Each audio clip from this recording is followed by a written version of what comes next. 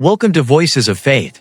I'm your name, and today, we're embarking on an absolutely captivating journey together. A story that has been whispered through the centuries, at times misunderstood, yet one that holds a profound resonance for anyone among us seeking their truest self. This is the story of Lilith. You may have heard her name whispered, perhaps in an ancient text, or an old legend, a figure often shrouded in myth, sometimes labeled a rebel. But I invite you to set aside any preconceptions, any old notions you might be holding on to. Because, today, we're not just exploring a story, we're unraveling a deeper truth. We are about to uncover the remarkable journey of the first woman created by God, a life. A choice, a spirit that speaks volumes to the very human spirit within all of us. This isn't a lecture, this is an exploration, an invitation to ponder timeless themes of independence, identity, and the courage to forge your own path. Let's pull back the curtain on the enigma of Lilith and discover the lessons she brings to our modern lives. Imagine a world in its infancy, a vibrant, untouched paradise, teeming with promise, a place where everything was new, pristine, and overflowing with untapped potential. In this nascent world, God, in His infinite wisdom, creates Adam. The image of Adam, the first man, is one of order, of beginnings. But soon, a profound truth emerges, clear and undeniable. Adam is alone. There's a void, a missing piece in the tapestry of existence, a silent beat in the symphony of creation. And so, from the very same dust that formed Adam, a new being takes shape. This is Lilith. Consider this for a moment. She wasn't an afterthought, or a secondary creation. She was fashioned from the same fundamental essence as Adam.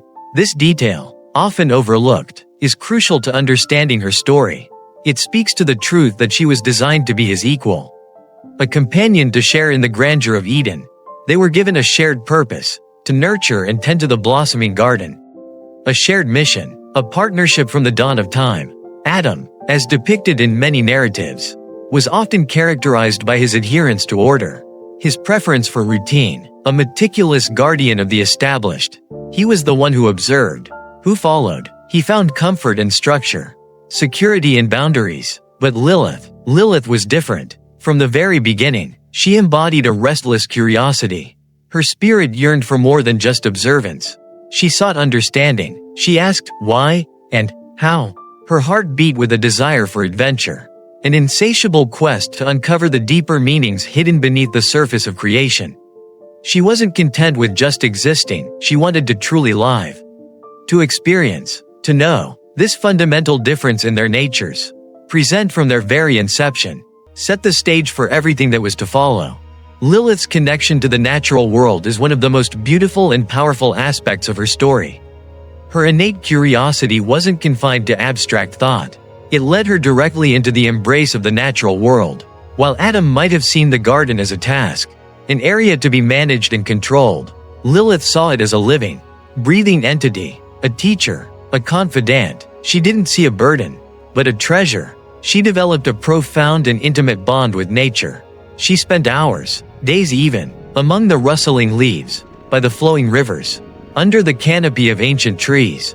She wasn't just observing, she was learning. She discovered the secrets held within the earth, the language of the winds, the healing properties of herbs and plants. Imagine her, with a gentle touch, understanding the subtle vibrations of life around her. This wasn't merely intellectual knowledge, it was a spiritual connection. It shaped her, grounding her in a powerful sense of self. We see this most vividly in her interactions with the creatures of Eden. There's a story, a powerful one, of her encountering a wounded lion. Think of the courage, the sheer lack of fear, to approach such a majestic, yet injured, beast. Most of us would recoil. But Lilith saw beyond the fangs and claws. She saw a fellow creation, suffering. With compassion and a gentle hand, she used her newfound knowledge of nature's remedies to heal the lion. This act isn't just a testament to her abilities, it's a testament to her fundamental belief in interconnectedness.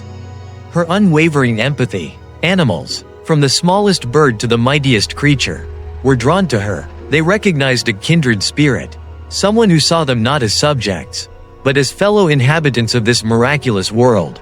Her spirit resonated with the wild, untamed essence of the natural world, fostering a connection that would become a cornerstone of her identity.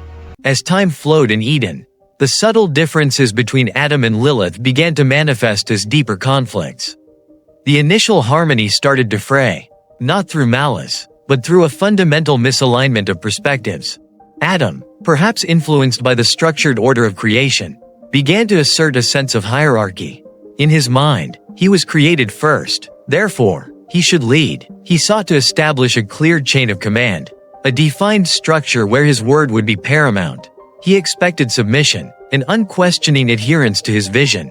But Lilith, who had been created from the very same dust, who had walked as his equal, who had explored and understood the world on her own terms, simply could not accept this. Her spirit, forged in equality, refused to be subservient. She believed in partnership, in mutual respect, in shared decision-making. She saw herself as Adam's counterpart, not his subordinate. Their arguments, though perhaps quiet at first, grew in intensity. Adam's insistence on order clashed sharply with Lilith's unyielding demand for autonomy. He saw her independence as defiance. She saw his attempts at control as an attempt to diminish her very being. The beauty of their initial companionship began to deteriorate, replaced by a growing chasm of misunderstanding. Lilith's spirit, which had thrived on freedom and exploration, felt increasingly constrained, stifled by Adam's insistence on a role she simply could not fulfill without compromising her authentic self. This was not about right or wrong, but about two fundamentally different approaches to life. Reaching an unavoidable breaking point, a deep incompatibility had bloomed, creating an irreparable fissure between them. The tension in Eden reached a crescendo, a silent plea for resolution echoing through the garden. It was then that God intervened. The divine presence offered Lilith a choice, a pivotal moment that would forever alter her destiny. She could stay in Eden, remain in the comfort and abundance of paradise, but it would come with a condition. She must accept Adam's leadership. She must cede her autonomy, diminish her vibrant spirit to fit within the confines of a prescribed role. Or, she could leave. Imagine the weight of that decision, to walk away from perfection, from the safety and beauty of the only home she had ever known. To step into the unknown, into a world outside the divine embrace.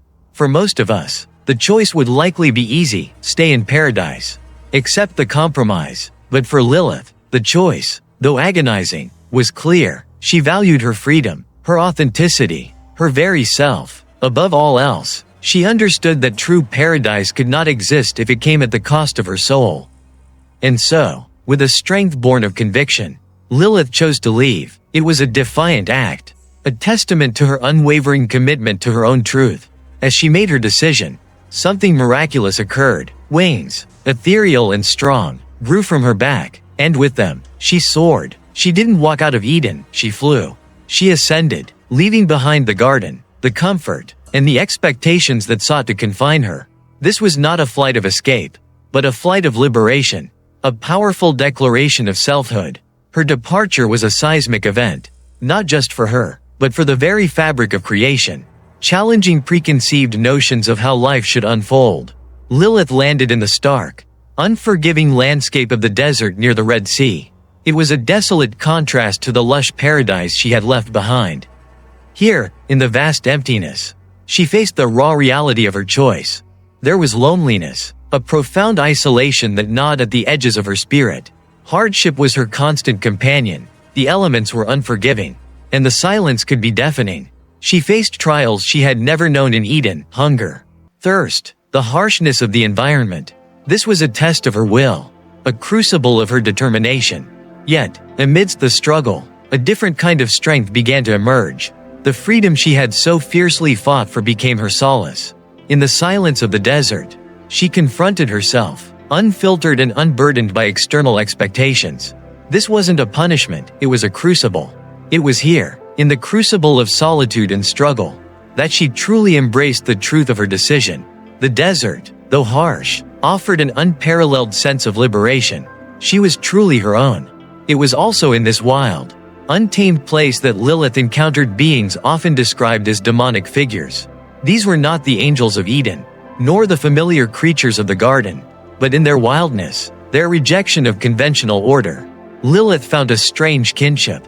They, too, existed outside the prescribed boundaries. In their shared freedom, A connection was forged, and from this union, new life emerged, a lineage often demonized in folklore, yet born from a powerful act of agency and the pursuit of unfettered existence. These were not children born of dominion, but of deliberate, untamed choice, reflecting the very essence of their mother's spirit. Back in Eden, Adam was left with a profound emptiness. Lilith's departure wasn't just a physical absence, it was a spiritual void. The garden, once so vibrant and complete, now felt different. The colors seemed less bright, the melodies of nature less harmonious. A certain vibrancy, a certain wild magic, had gone. Adam, in his solitude, began to question. He sought answers from God, grappling with the sudden shift in his world. And God, in his divine wisdom, offered a poignant insight. He didn't condemn Lilith. Instead, he implied that she left because she refused to be diminished. She chose to preserve her full self, rather than accept a role that would diminish her spirit. This revelation must have been a profound one for Adam, the understanding that true partnership requires honoring the totality of another being. Lilith's absence wasn't a punishment for her, it was a consequence of a choice made from a place of deep integrity. The lesson for Adam, and indeed for us, is that sometimes, to preserve one's truth, one must be willing to walk away. Even from paradise, the garden, though still beautiful, bore the indelible mark of a choice, a testament to the powerful force of individual will. God, recognizing the deep chasm that had formed, sent 3 angels, Senoi, Sansonoi, and Samangaloth. Their mission was clear: command Lilith to return to Eden.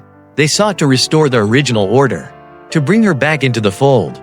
But Lilith, now fully embodied in her freedom, firmly refused. She had made her choice, and there was no turning back. She reaffirmed her unwavering commitment to the path she had forged, a path of independence and self-determination.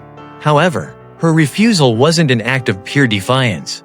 It was tempered with a profound understanding of consequences, and a desire to negotiate rather than simply resist.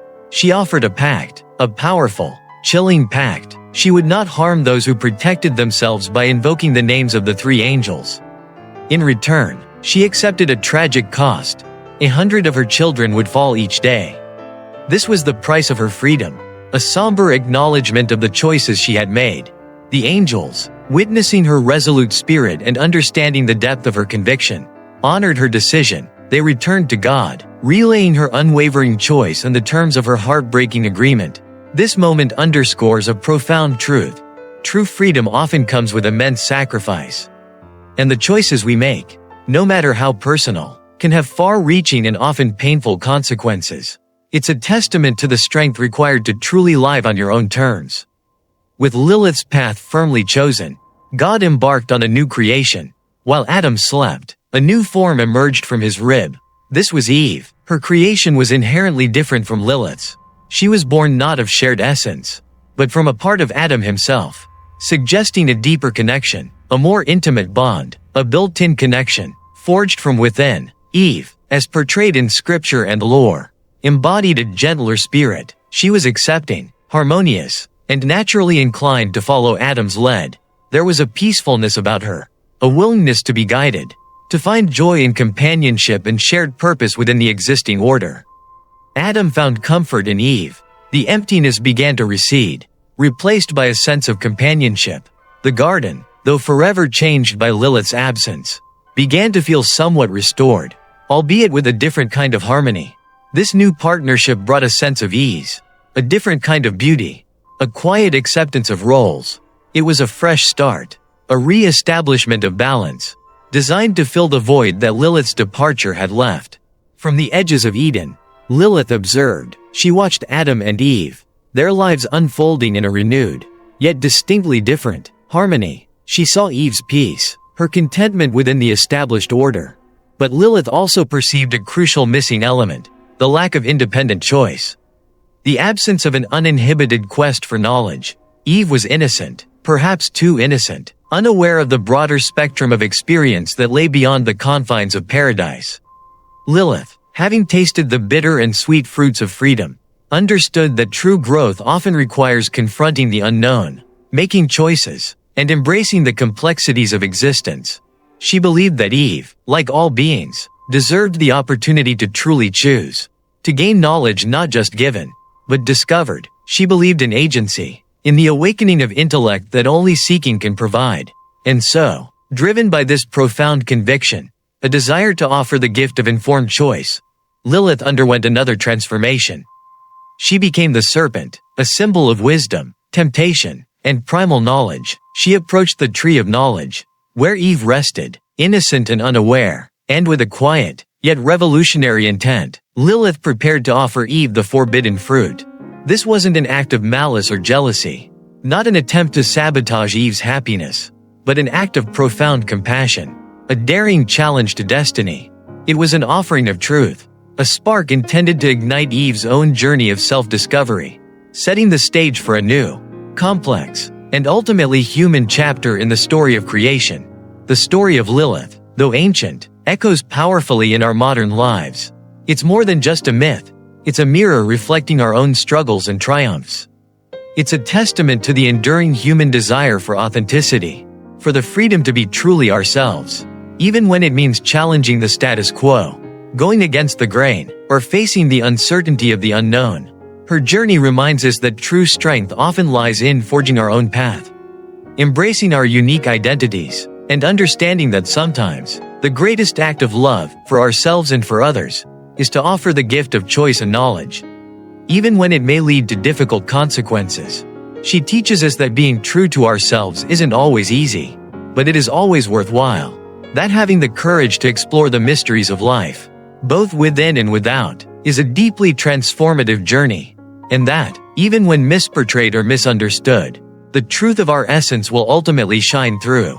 If this journey into the depths of myth and self-discovery resonated with you, if Lilith's story sparked something within your heart, then I invite you to join our community.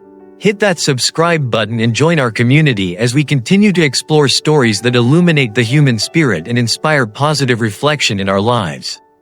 And I want to hear from you. What do you think about Lilith's choices? What does her story mean to you? Share your thoughts in the comments below. Let's start a meaningful conversation. Thank you for listening, and until next time, keep exploring, keep growing, and keep being your authentic self. See you next time on Voices of Faith.